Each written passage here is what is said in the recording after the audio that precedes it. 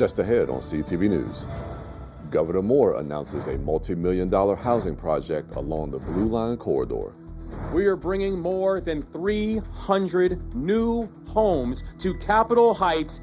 And the city of Mount Rainier celebrates a historic renovation. We want to make sure that people have a space for them to come in and talk to the staff and be able to host meetings collectively. So we're very excited to have this space.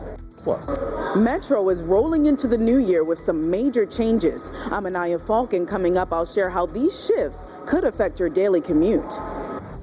these stories and more on CTV News, starting now.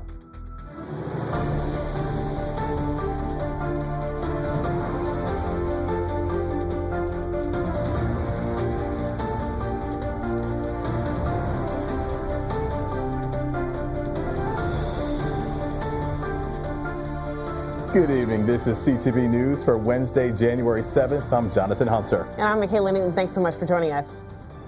Well, in Capitol Heights yesterday, Governor Wes Moore, alongside other local leaders, announced a $17 million project in the Blue Line corridor.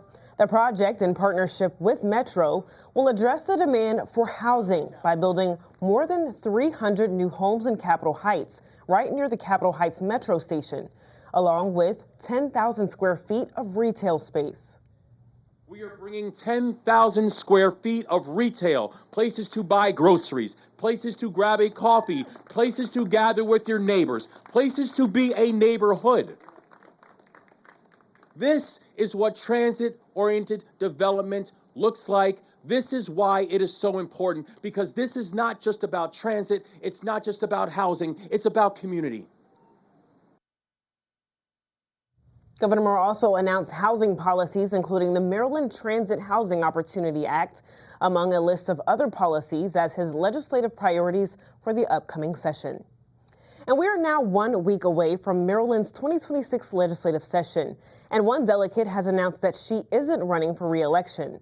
Representing Prince George's County as the District 22 delegate, Ann Healy says after 3 decades, she plans to serve out the remainder of her 9th term and step down next January. Healy was first elected in 1990 after serving on the Hyattsville City Council. She has served in countless leadership roles throughout her tenure, including being the president of the Women Legislators of Maryland in 2022. In another state news, Senate President Bill Ferguson has chosen a familiar face to be his new senior advisor. The new senior advisor is now Matt Jackson, who used to serve as the chief of staff to former House Speaker Adrian Jones. He was recently one of 3 senior aides fired by new House Speaker Pena Melnick just days after she was elected. Ferguson said in a statement that Jackson will now provide strategic counsel on the legislative priorities, policy development, and stakeholder engagement. The Upper Marlboro man accused of carrying out the day-long shooting spree that killed 1 man and injured others was denied bond. 26-year-old DeMonte Williams is being charged with first-degree murder, attempted first-degree murder, along with other charges. Williams is accused of shooting and killing 65-year-old Joseph Holt III inside this car behind the Watkins Park Plaza. Police say just 13 hours later, they found a man and a woman who were injured in separate shootings. Police are still trying to determine a motive. Sources familiar with the case believe Watkins has a history of mental illness. Well, Baltimore gas and electric customers are seeing higher bills this winter after new distribution rate increases took effect January 1st. Now, the hikes are part of BGE's multi-year rate plan approved in 2023 and are separate from another increase approved by state regulators last month.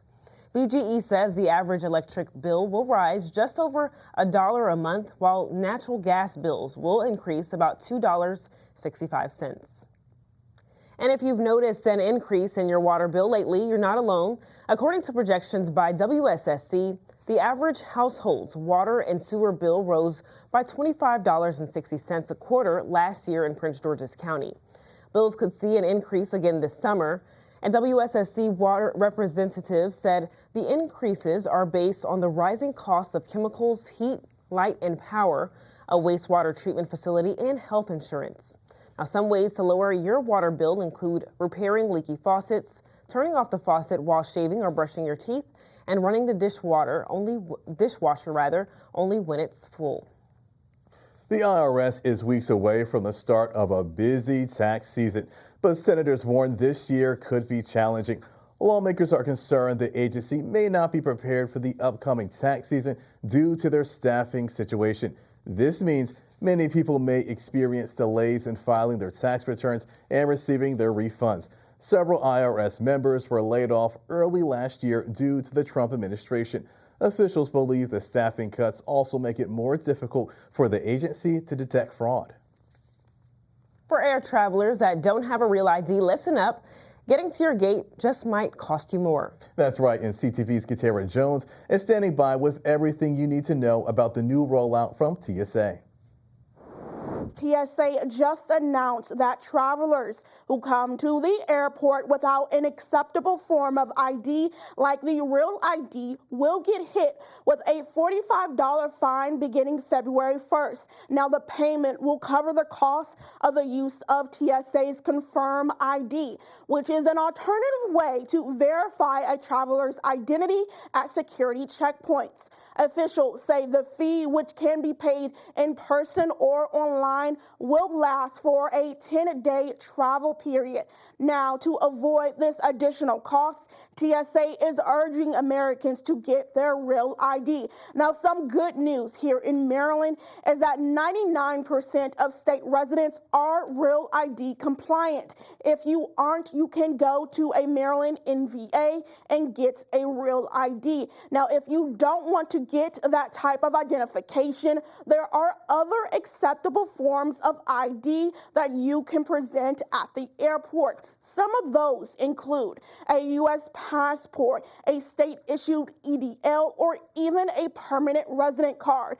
Again, TSA will begin enforcing this new policy change beginning February 1st.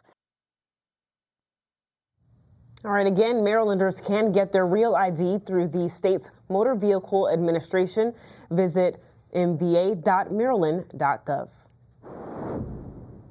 You're watching CTV News. I'm Jonathan Hunter. And I'm Michaela Newton. Still to come, sneezing, coughing, and runny noses. That's right, it's officially flu season. Yes, and with the cases on the rise, the CDC is now recommending children get fewer vaccines. Hear what health officials are saying right after the break.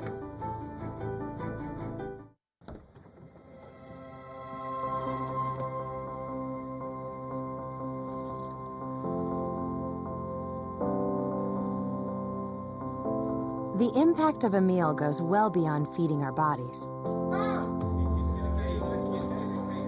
Food can open endless possibilities for people to thrive.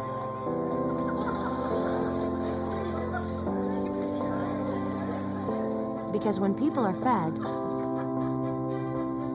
futures are nourished.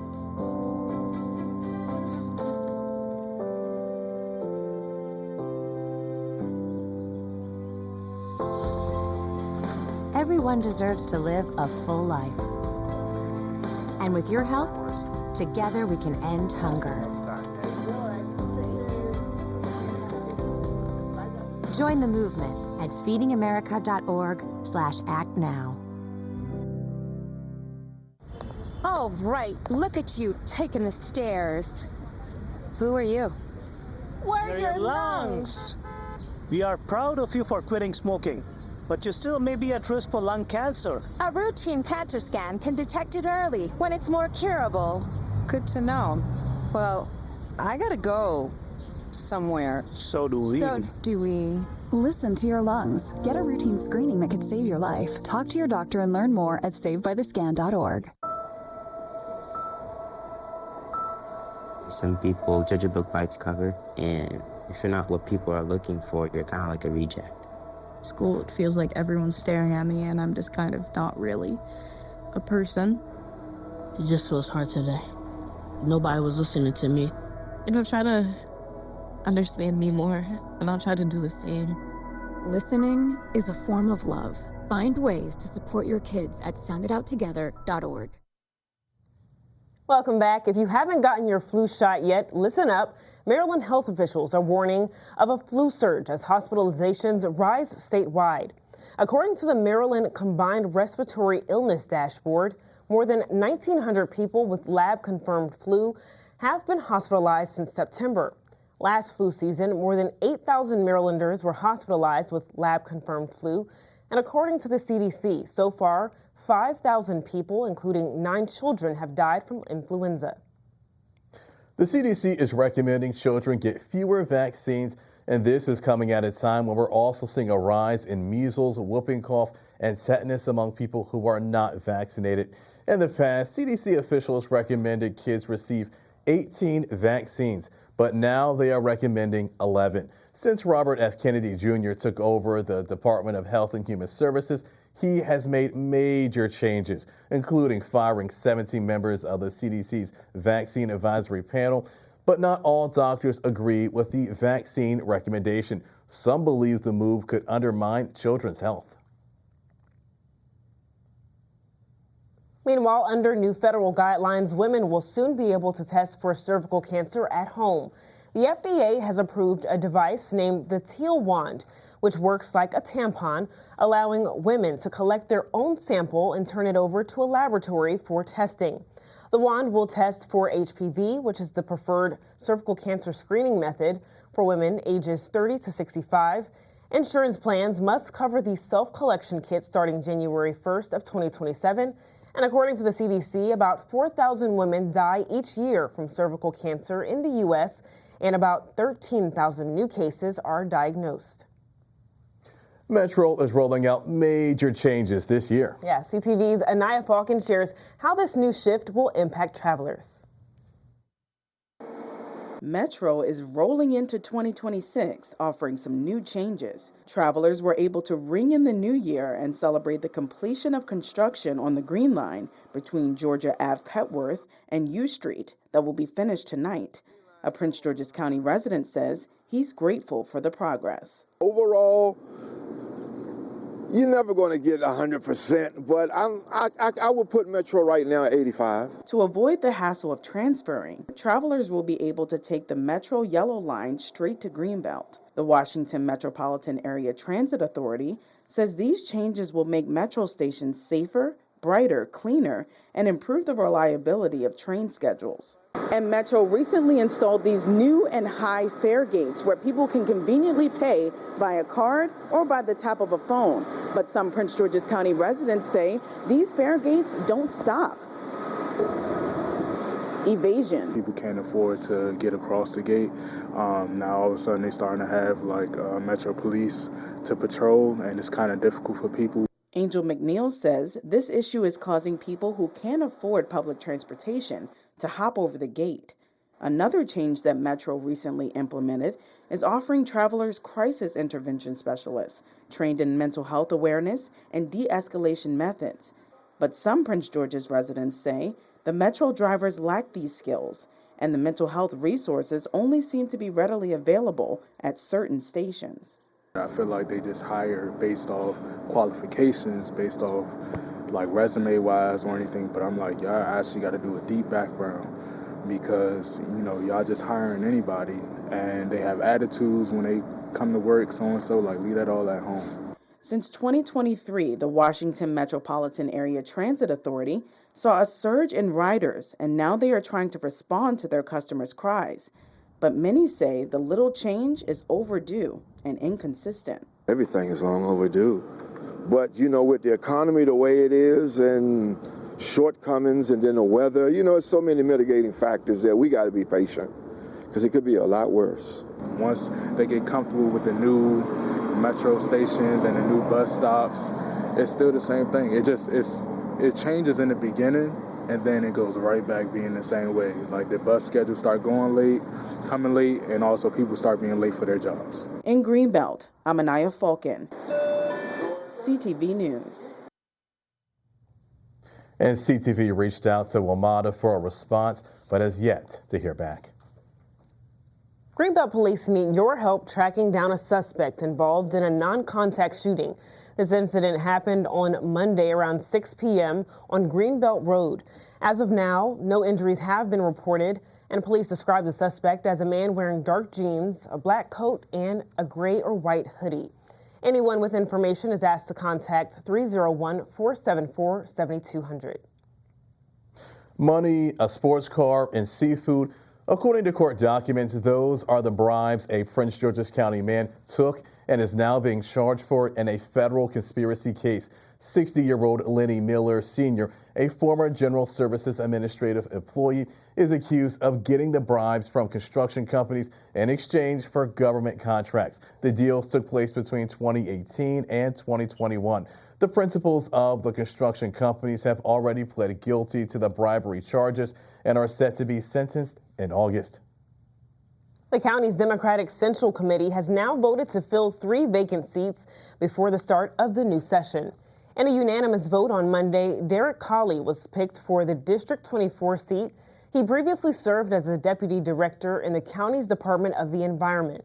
He replaces former delegate Jazz Lewis, who recently resigned. And the seat will be up for grabs again during the June primary election. The filing deadline is February 24th at 9 p.m.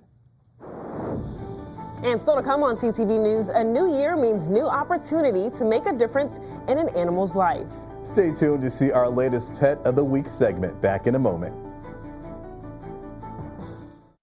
My name's Stacy. I'm 57, and I was adopted in 2020. We were adopted in 2019. And we were adopted in 2021. We had a house, and it sounds crazy, but it wasn't a home. The one thing that Jake and Emma brought is it became a home. When I met Dakota, he had just turned 14. You weren't there for the first this and the first that. I missed the first words, but we got a lot of other firsts. Watching her say, oh my God, I cannot believe I got my license. And she's like, I passed. And I'm like, girl. See them grow. It is. They chose to love us. They didn't have to. They chose us. Family. You and you. Kids in the middle. What I thought was a complete life was nowhere near complete. But it is now. Learn about adopting a teen from foster care. You can't imagine the reward. Visit adoptuskids.org. Got one of these hanging on the wall? You're qualified. One of these? You're qualified too. Love a good checklist? Qualified. Qualified. Qualified. Yep, qualified. Because if you know how to put up anything in your home, you're qualified to save lives by installing free smoke alarms in your community. Go to soundthealarm.org to find a volunteer event near you.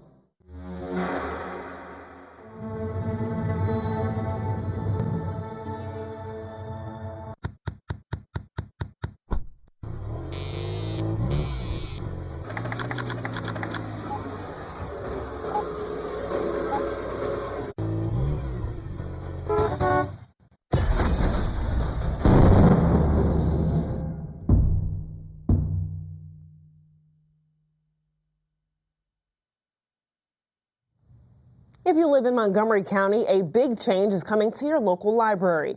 Starting January 11th, most Montgomery County public libraries will no longer be open on Sundays. Out of 21 branches, only 9 will remain open, with county leaders saying Sunday traffic is low and expanded hours after the pandemic strained staff and work-life balance. Officials say the move will help better allocate employees and reduce burnout, and the remaining Sunday locations will be open from 10 a.m. to 6 p.m. Well, the city of Mount Rainier completed its largest infrastructure investment, transforming the historic Potts Hall into the new Potts Hall Welcome Center. The opening of the building was held this morning. The building was constructed in 1909 and served as a place for people in the community to host events, meetings, and more. The city purchased the building in 2010 and embarked on a nearly $7 million renovation project in 2023 to preserve the historic structure. I think for the city of Mount Rainier, it continues to tie us up to our values of green buildings, green nation, and be able to preserve our history. This building was standing up even before the city became a city, and want to make sure to start welcoming community back into this building and have the facilities for the city to be able to host more events with that community and bring us closer together. BWI Marshall Airport's $500 million expansion is set to open on Friday. The expansion project will open 5 new gates between concourses A and B. This will allow travelers to go between each concourse easier. The expansion will also include new concessions, new restrooms, and an improved baggage handling system. The project has been in the works since 2017 and one of the largest capital improvement projects the airport has ever seen. And sticking with the skies, the ranking for the top airports for travelers' amenities has just been released, from sit-down dining, average meal cost, number of shops and lounges, which is one of the best. Well, only one from the region have made it to the top 10. Reagan National came in 9th place for its 22 luxury lounges. Dulles International came in 13th and BWI Thurgood Marshall in 30th. Coming in first was the Detroit Metropolitan Wayne County Airport.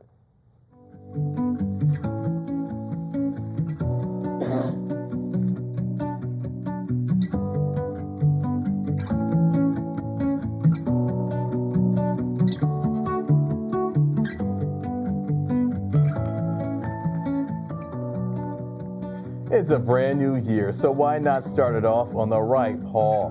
Because our pet of the week is Rocco. This 4-year-old male chocolate and tan Australian Shepherd Siberian Husky mix has been sitting, staying, and waiting at the shelter since December 31st. Rocco's got that cool husky confidence mixed with Aussie brains, but don't let this handsome guy fool you. He's part adventurer, part cuddle professional, and a full-time good boy. He's a very sweet boy, very playful, has a lot of energy, so he would benefit from a home with very active owners. He'd be a great hiking buddy, running buddy. All in all, if you're looking for an exercise partner, Rocco's your guy. So if you're looking for a loyal hound who can sniff out love faster than you can say good boy, Boykin and all his shelter buddies are ready to fetch themselves into your hearts this holiday season. Call Animal Services at 301-780-7200. And remember, your next best friend is just one visit away. And in entertainment news, Warner Brothers has rejected a bid for Paramount and told shareholders to stick with Netflix. Streaming giant Netflix announced plans to purchase Warner Brothers Discovery last month. Warner Brothers originally agreed to sell its streaming and studios assets to Netflix for a whopping $72 billion. Paramount attempted to sweeten the deal with a $77.9 billion counteroffer, but it just wasn't enough. If approved by federal regulators, Netflix would acquire the 102-year-old film studio's portfolio, which includes HBO, HBO Max streaming platform, and a library of timeless movies and shows. And you know how you go to the grocery store and you see security cameras up? Well, imagine if those cameras came with facial scanning technology. Well, one local supermarket chain is testing out the new feature, and some experts are worried for customers' privacy. Wegmans announced that a small fraction of their stores have the technology added to their cameras to identify individuals who have been previously flagged for misconduct. Right now, it's only located at stores in communities with an elevated risk. Some privacy advocates fear that storing customer data could expose them to risks from hackers or immigration enforcement. All right, don't go anywhere just yet. It's time for our Wednesday sports page. That's right, Michaela, and I hear another football team is firing their coaches. I'll have those details when we come back. This is my house. My parents helped build it. Now we don't get wet when it rains. I don't get too hot or too cold inside. And I don't have to worry when the winds blow. This is my house. This is my house. This is my house. This is my house. My house. My house. I can play with my sister. I can play with my brother. I can play with my mother, my father, my family. My family. My family. This is my house. This is my house. I can study. I can be safe with my family. This is my house. This is my house. This is my house. This is my house. My house. My house. This is my house. Visit Habitat.org to find out how you can help more families like mine have a safe, decent place to call home.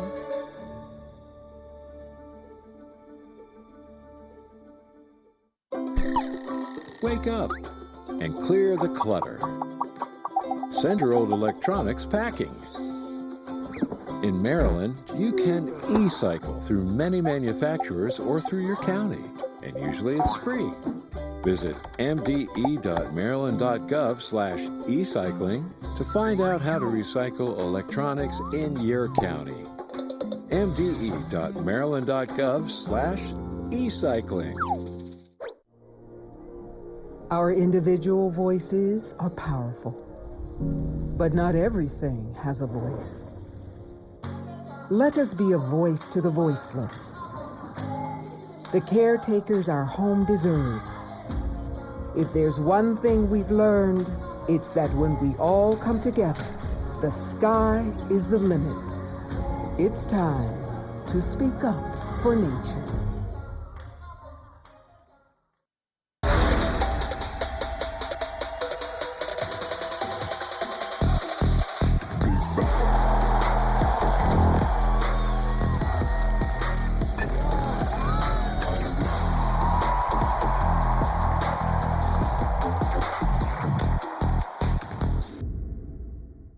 All right, sports fans, let's get into our Wednesday sports page. Yesterday, the Washington Commanders mutually parted ways with offensive coordinator Cliff Kingsbury. Commanders' offensive players were blindsided and disappointed with the team's decision to part ways with Cliff, including star QB Jaden Daniels, who vouched for Cliff to stay with the team. In his presser on Monday, Daniels and the offense had a stellar season under Cliff last season, making it to the NFC Championship game for the first time since 1991. Daniels won the Offensive Player of the Year after having one of the best rookie seasons of all time. Multiple teams have shown interest in Cliff, including the Baltimore Ravens. And speaking of my Baltimore Ravens, the winningest coach in franchise history, John Harbaugh, has been fired just 9 months after signing a 3-year extension. This comes after losing to the Steelers in the final regular season game of the season, which caused them to miss the playoffs for the first time since 2021. Harbaugh has coached the Ravens for 18 seasons, made the playoffs 12 times, and coached the team to the Super Bowl 47 victory. The Ravens are now searching for their 4th head coach in franchise history. And Michaela, John Harbaugh has been coaching the Ravens for the majority of my adult life since I was a junior in high school. So I really saw this man grow as a coach, grow as a man. So I'm definitely going to miss him, but I wish him well in his next endeavor. And that's a really long time. And it seems like the industry is really cutthroat when it comes to who's coach and who's not. So I'm really curious to see if they will pick up Cliff Kingsbury at all, or who's next for the head coach position. Yeah, that's true. We have to wait and see. Yeah, good stuff. All right, well, congratulations to Bowie State women's basketball player Jada Bouknight, as she has been named the CIAA Defensive Player of the Week. This comes after Jada controlled the paint defensively against Johnson C. Smith last week. She had 4 blocks, 6 rebounds, 1 steal, and consistently alternated shots. This season, she has 27 blocks, which is the 13th most in all of the Division II basketball and the 2nd most in CIAA. And on the men's side of things, guard Guy Fauntleroy was named the CAA Player of the Week. This comes after he scored a game-high 23 points against Shaw University last week, shooting 7 of 11 from the field and 5 of 8 from three-point range. He added 7 rebounds, 3 steals, and 4 assists. The men's and women's teams are traveling south to face Claflin University in a doubleheader matchup this Thursday. The Lady Bulldogs play at 5:30 p.m. and then the men play at 7:30. The Washington Wizards defeated the Orlando Magic 112-120. And that's all thanks to C.J. McCollum's 27 points, Alex Sarr's 23 points, 8 rebounds, and 4 blocks. Justin Champagnie scored 17 points off the bench as he went from 4 to 5 from 3. The Wizards have won 5 of their last 7 games and look to keep their momentum going as they take on the 76ers tonight at 7 o'clock. And that sounds like so much fun. All right, let's get a look at our 3-day weather forecast. Tonight, it's been really warm today. Yeah, definitely very unseasonably warm. You really didn't have to wear a coat. Yeah, it's really interesting. Tonight will be mostly clear out. Tomorrow, it'll be 53 degrees and mostly sunny. Friday, it's going to be 61 degrees, but we have a 40 to 70% chance of rain. Saturday, we have a 90% chance of rain. We'll have a high of 65 and a low of 45. And that wraps up CTV News for now. Thanks for joining us. We'll see you again tomorrow. Have a good night.